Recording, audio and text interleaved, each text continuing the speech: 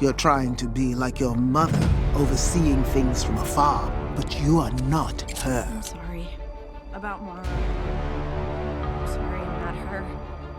You're a bad friend. That's not what they need. My people turned our planet, all of Etheria, into a weapon.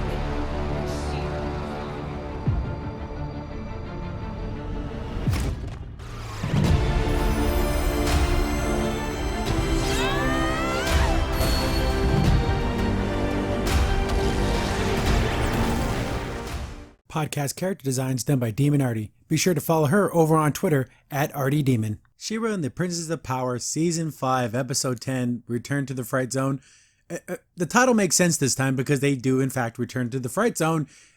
While it's incredibly boring title, they said it actually makes sense this time. But overall, just another episode where things happen that don't make any sense. Bo goes to go check on his dad's, but he doesn't tell the rest of the other group, and they don't seem to care that because they're going on this mission back to the Fright Zone, and it just everything's all haphazard, and Scorpia beats the crap out of She-Ra. Huh? Yeah, Scorpia is strong and all, but what? This lady was flying around in outer space and blowing up spaceships. Scorpia? Ugh. Oh my goodness. And then Deus Ex Machina, we found a thing to stop the heart of Etheria. They just so happen to find this. They need to stop doing these A plot, B plot things and let them be single episodes. They could have done the Return to the Fright Zone, could have been its own episode, and the whole thing with Bo's dads could have been their own episode, because then they could have gave more damn details. Instead of just, oh, we found this thing and here it is, the answer we're looking for. Huh? What damn sense does that make? And oh my goodness, it's just like when they landed on that planet and they knew exactly where to go, a whole planet. They landed in the exact spot they needed to land in. Unbelievable. Well, anyway, okay, we'll jump right into the episode, and this has to be one of the worst openers. They had the cold openings where it just starts out. We don't get to see, they don't do the weird, the stupid theme song, and we got Natasha, and it's kind of starts out a little serious. Oh, we got to capture the rest of the princesses, but we have to know all their weaknesses, because I've been practicing, learning all the weaknesses. You know how Batman has a contingency for all the Justice League members? It's like that, but stupid. Oh, I know what to do. And then she's getting all giddy and weird. Look at this face. You're a damn psychopath. Why do you have this look on your face when you're talking about beating up your friends? And you start with your wife, and this is the face she makes when she talks about beating up her wife. My God. Oh, she has weak ankles, and she drew pictures. And everyone knows that. Does everyone know that, Natasha? What in the world are you talking about? So I'll attack her ankle, and then that's how I'll capture her. Why didn't you do that the first time? You just remembered? Then she's like, oh, I know everyone's doing this. And she's just going on and on about how she's going to beat Spinnerella. And she's making all these crazy people faces. And I always win. My goodness. You don't want to be in a relationship with a person like this. Yeah, sure, it's funny in a cartoon. But someone who's very, makes everything's a competition. She even made a competition out of buying anniversary gifts. Well, I'm going to win. That's pretty sick, but she's like, oh, come on, you can't have something for all the princesses. Oh, yeah, I do. She goes on to say, oh, look, this is how you beat Entrapta. She throws some what looks to be technology, crap from Radio Shack, and and then she chases after it. Demonstrate. Entrapta's weakness? Tech. The silence is intentional. I don't know what the hell to say about this. Oh, Mermista's easy. Fire. She can control water. Why would fire be her weakness? Why not? I don't know. I don't know what to say. And Frosta fire again. She can control ice. She can just stop the fire. Adora. Then some of these things are personal attacks. Oh, and she has bad hair. Yeah, that's her weakness. Her bad hair. Yes, that little stupid bump thing is really stupid looking. But what the hell?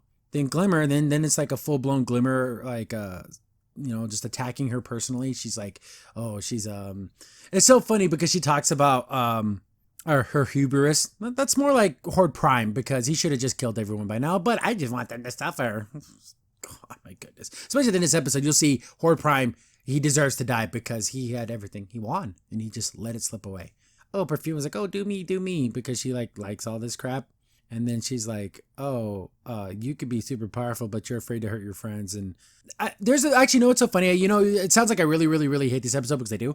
But the message, I like the message that Perfuma gives at the end, but it just doesn't fit in this with the world ending situation. This would be perfect for a regular show. This is a very long cold opening. And for Bo, she like cuts the bowstring. And the Bo's like, oh, I'm such a pansy. No one else reacted that way. Only the man can react that way. But she's like, look, but I can fix the bowstring. And look at me, I'm so great, I'm always going to win. And then Catch is like, you know, it's really easy to beat the princesses. Because she's kind of like, yeah, I know, because I've done it before. And she's like, oh, but you can never stop someone as powerful as me. And try to contain your laughter. I know you're going to be laughing so hard, you're going to be rolling around, and you're not going to be able to think about anything else all week long because this joke is just so funny. She pulls out a squirt bottle because cats don't like water. Oh my god. Squirts her, and then she gets like the full-blown like cat like ee, and runs away, and then she puts her in her net. That's the end of this cold opener. And then we get the horrible opening theme song. And then it goes back to the episode, and it's like it never happened. You could skip this cold opener and just go straight to this, because then they're at the round table. It's like, okay, we have to save the princesses. We have to come up with a plan. And it's like that other thing didn't happen. And I'm starting to think that beginning is non-canon because the way they're acting now it doesn't match with the silliness of the opener. And like, oh, we can save the other princess, and we know where Scorpia is, and we can save her. And of course, Perfuma, while, again, like I said, I like her message, but she's almost borderline, she needs help. You can't be this stupid. Oh, Scorpia is such a good and wonderful friend, and when we meet her, that's what'll save her, just like her seeing us is going to be enough. Everyone's like, I don't know about that, she's under control, it just doesn't work that way. Catra, since Catra's the only person in this group who's actually been chipped, she's like, hey, it really doesn't work that way. When Adora saved me. Of course, you can't just say it like that. She kind of has to say it like in an off kind of like, she saved me. Like she can't just say thank you for saving me. Only reason that Adora, saved me or whatever, is because the chip got damaged first. She's like the chip got damaged, and that's how they were able to save me. So we're gonna have to attack the chip in the back of their necks, and that's how we save the princesses. But then like. Perfuma is just like, no, we can't hurt our friends. And they kind of get into like a little bit of it's weird because she keeps saying Scorpia is my friend. I know they're trying to ship these two characters like they're in a relationship, but she keeps saying friend. She says friend a whole lot. So when someone you love and like physically love them and it's beyond friends, but she keeps saying, oh, my friend, I'm a good friend to her and you weren't. She told me how bad you were to her and that's true. Catra was a awful, not even a bad friend, just a horrible human being, threatening Scorpia to shock her when she's shocked and trapped and sent her to Beast Island, and basically told her, oh, if you don't shut your damn mouth and don't stay in line, I'm gonna do this to you too. That's beyond bad friend. That's a sociopath. But of course, Catra's feeling bad about it, as she should. But then Perfume's like throwing it in her face. I'm her real friend, and I don't like that. It's almost vindictiveness about it, but. She's on the team now, guys. Seriously, and is it because it's a relationship thing? Ugh, my goodness. There you go. Okay, we know where she's at. We can go save her, and we can all work together. Bo has been kind of this whole time that he's talking about it. He's like absent-minded. So he walks out, and Glimmer recognizes that. Hey, Bo, what's going on? Are you okay? Oh yeah, everything's fine. She's like, no, it's not. I can tell. He's like, well, my dads, they haven't responded to any of my messages. So I'm worried about him. Ever since this invasion, I haven't been able to get a hold of him. I hope they haven't been captured, they haven't been chipped. And he's like, I really want to check on him. Why not just go? Glimmer can teleport, and you can get there in under a minute. So he could have checked on them at any time. It's not like this is they have to go on some giant journey. They have Glimmer, which is like their fast travel system, so they could just go anywhere at any time. And why hide this from Adora? What she would probably be like, okay, let's go check on Bo's dads, and then because the mission to save Scorpia. I don't understand the urgency here. Because they have a tracker thing, like they found out that she's still in the Fright Zone, so it's easy. Like, what's the point of having to rush everything? There was no reason to split these two missions up because neither of them are time sensitive. Then he's like, okay, but the mission, I don't want to. I need to go on the thing with the Dora and them to save Scorpia. No, you need to go save your dads. Again, like I said, why don't you just wait the 5 minutes that it would take to go check on your dads, and then do the mission? But of course he gives a Glimmer the hug of like, oh, you understand me. I get, again, I like some of this stuff. I just don't like it in this show, in this context. Milog can like make people, can cloak people. It's just not necessary. So they're there, and then they get this, oh wow, Adora's like, wow, I haven't been back here in forever. And it's just, you know, those feelings of, you grew up here, there was a lot of hardship, there was a lot of pain and misery, but there's also a little bit, because between them, they grew up together. There were fun times, but it was mostly bad times. And they kind of have that sorrowful look, which is good. I like that. It's a decent moment. But then they ruin it with being silly. We have to be stealth. Okay, they established they have to be stealth. But then, I bet I could beat you to the armory. Oh yeah, because you always cheat, and they run off. What happened to being stealth? They could have ruined the whole damn mission just to be silly. I don't know. I would have changed that. I would have heard, yeah, I bet you to things like, oh yeah, yeah, I would race you there, but I don't want to, you know, jeopardize the mission. And then they just, you know, kind of like, oh yeah, you would have lost anyways.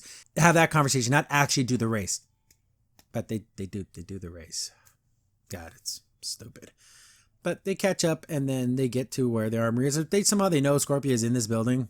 Okay, because they don't have the tracker pad anymore. They just know. And they see all the damage that was done with the fight between Catra and Hordak, like all the explosions and everything, which was actually a pretty decent fight. One thing about the show, the explosions look really good. Like one of the few things that actually visually looks impressive. So they're walking around looking for Scorpia, and then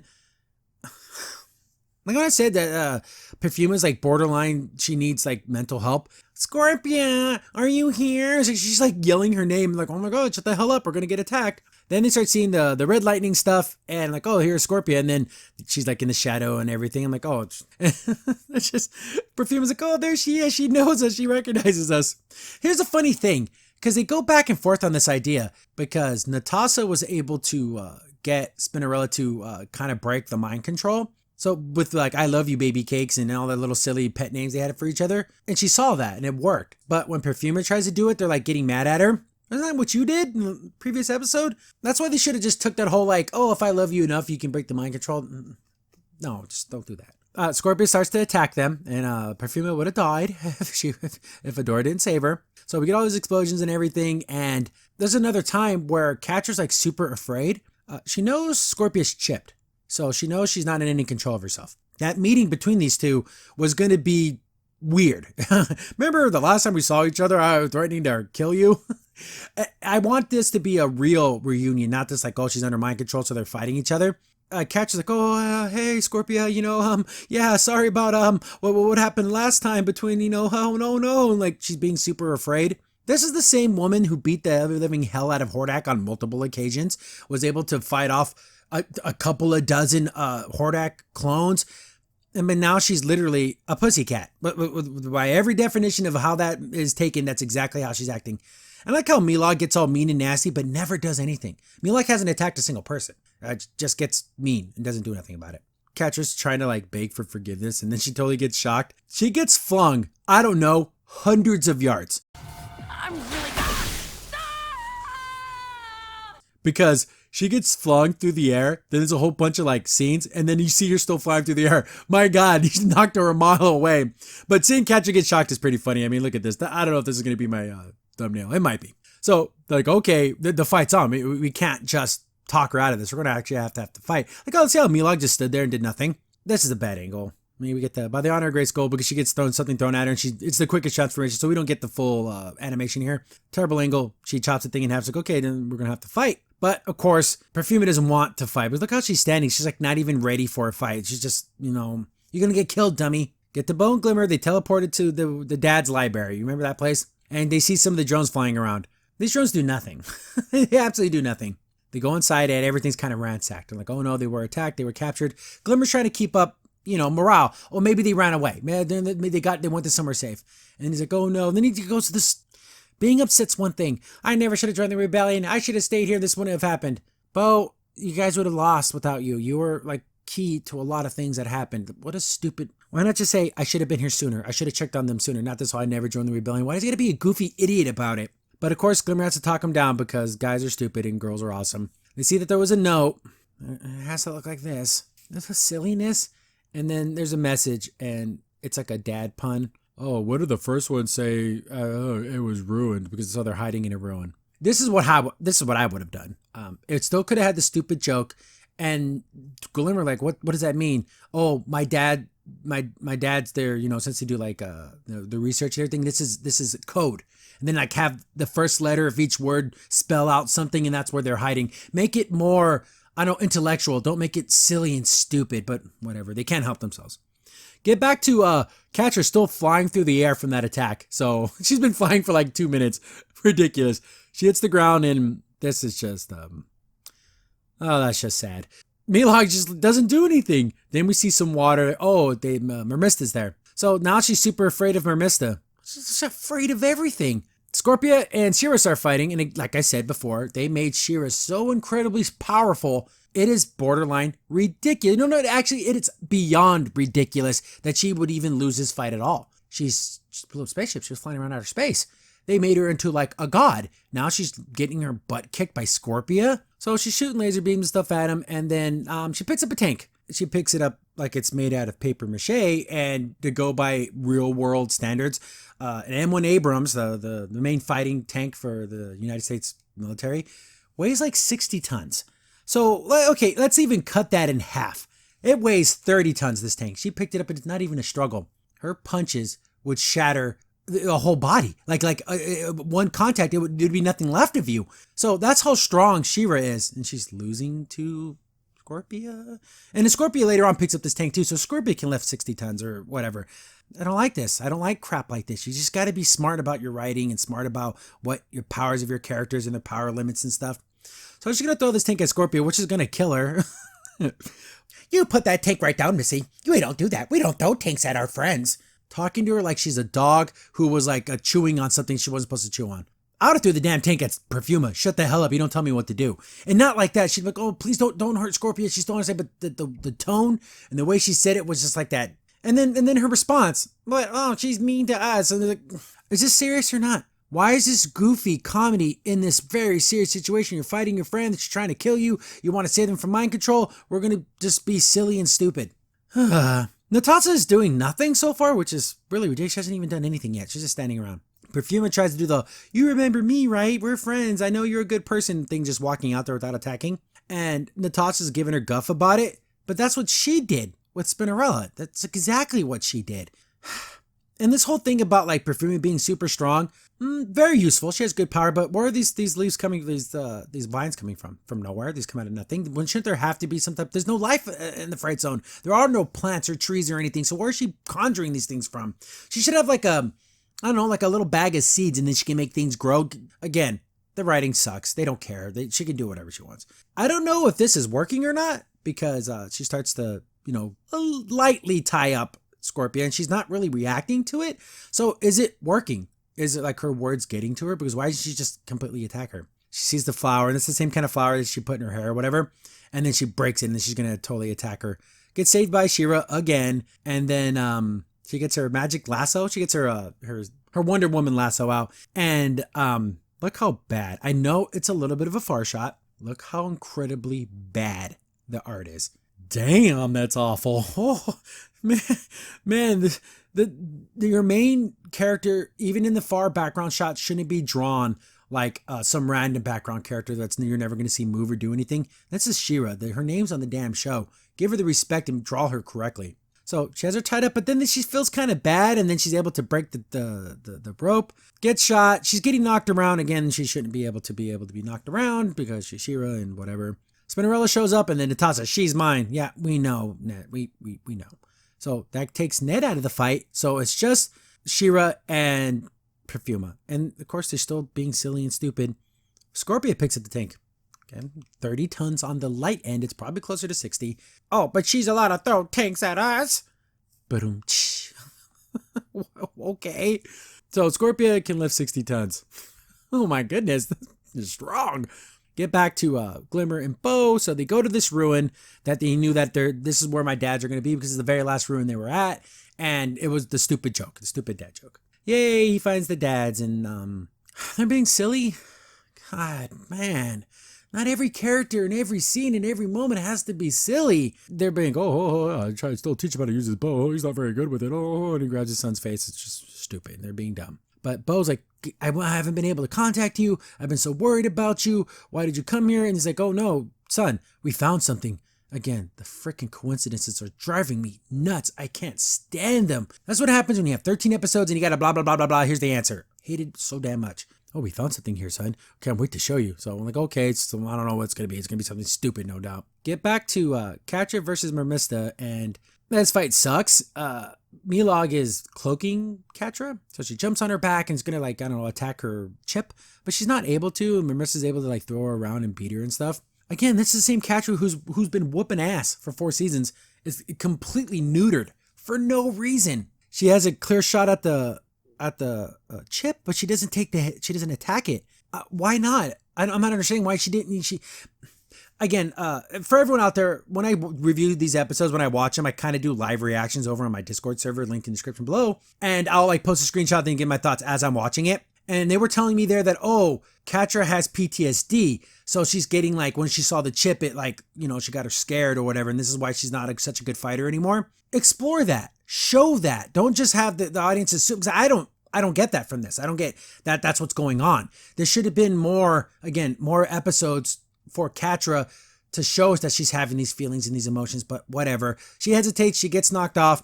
Again, Milog does nothing. Grabs Catra and then she takes off with Milog. It's more like a boy or girl. I don't know. Whatever. It doesn't matter. Get to the Natasha Spinnerella fight. Natasha can make ropes too. Ties her up, kind of slams her to the ground. They start fighting. I like the fact that she threw her off the building. Like, oh my God. But of course she has her net power so she can save herself. Okay. They're going to continue fighting. Get back to She-Ra. Perfuma.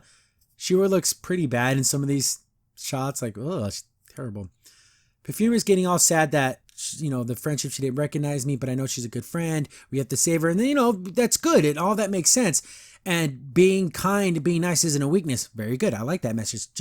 It's just not right now. I don't know. I like the message. I just don't like the way it was delivered. Scorpia shows up and she's all powerful and badass and everything. And the most unbelievable thing ever.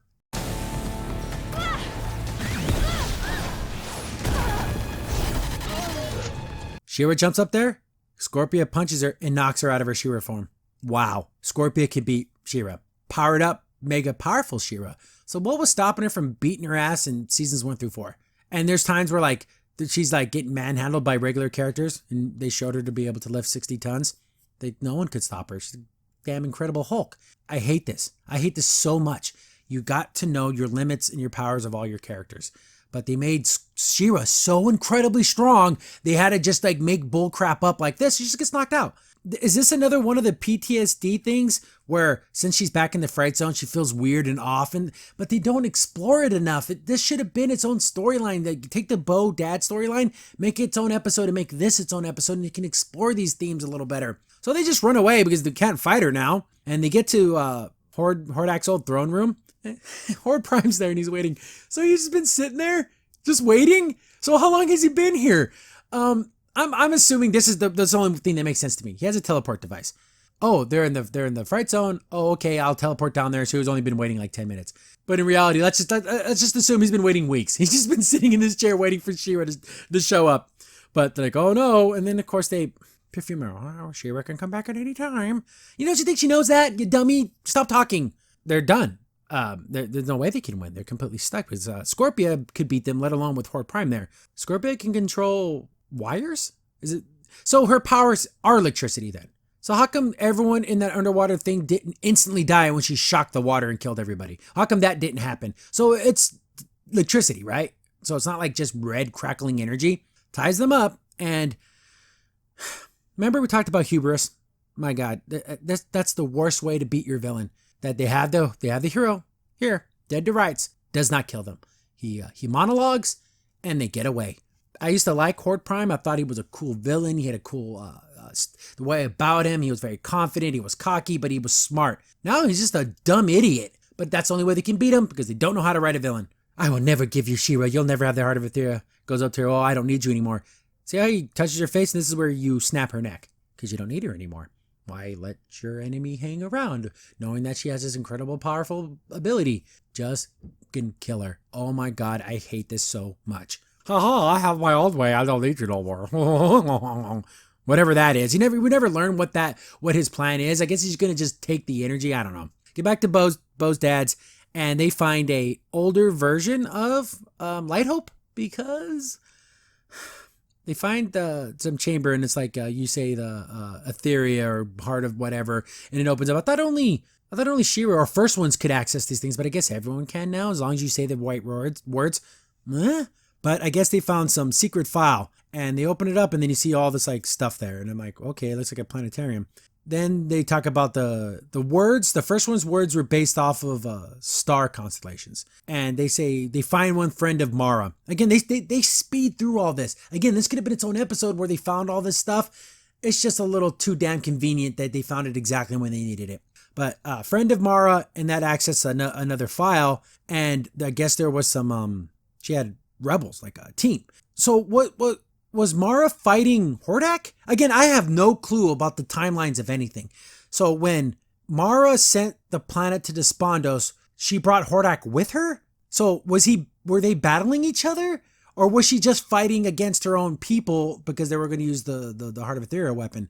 But then how did Hordak end up in Despondos if he wasn't pulled in? Unless he just so happened to be like in the area? Then how many years have passed since then? I don't know. No one can ever really explain it. It's stupid. So we learned that she had a team. Of course, just like how this She-Ra hooked up with the rebels, so did Mara. And then they do a, it was hard to understand, so I put the subtitles on. So Gray Skull is the name of the rebel group. So were these Etherian rebels, or were these First One rebels?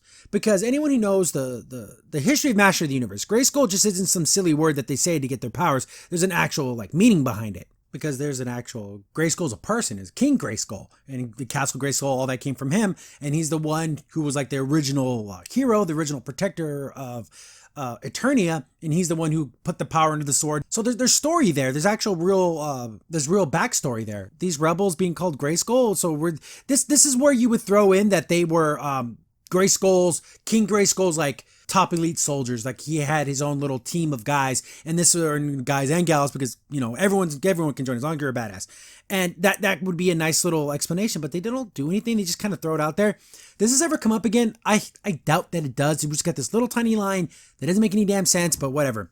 They're like, oh, okay, so just like this, we have to work together. And they found out there's a failsafe, and that's how they're going to shut off the Heart of Etheria. How convenient. Oh, geez, just come up with something else. They get a message from Catra, and Catra's like, oh God, guys, come and save me. They're like, oh my God, are you okay? She's getting her butt kicked by Mermista. She's afraid of water because cats don't like water. That's me rubbing my face if you could hear that. It's ridiculous. Keep in mind, she's trapped. Absolutely trapped. There's no way she can get out. Their friends need saving. We get back to Horde Prime just talking crap and being weird. And he doesn't kill her. He wants like Scorpia to do it.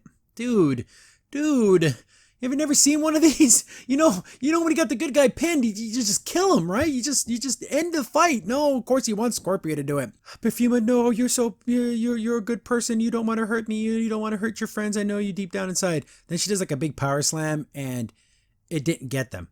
It missed, and they were able to get away. And of course, that kind of pisses off Horde Prime. And he's like, oh, never mind, they're just insignificant. Yes, the woman that can turn to a big, powerful being that can fly through outer space and blow up spaceships in single swipes is insignificant. You got to think of a better way for your good guys to get away. I don't know. I wouldn't have had this, because it's ridiculous that he just let them go. Horde Prime just let them go. So I guess it worked a little bit. Like she was able to restrain herself. You need to go back for like I don't know, re-education, but analysis because of what your insubordination. Again, just kill her.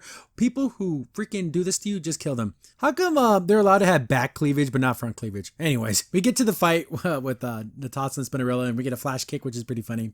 And they have their back and forth. And I'm like, okay, she's going to attack her leg. Is she going to do that? Is that going to actually come up? And she does. Hits her ankle, and like, you hear kind of the crack. I'll play the clip.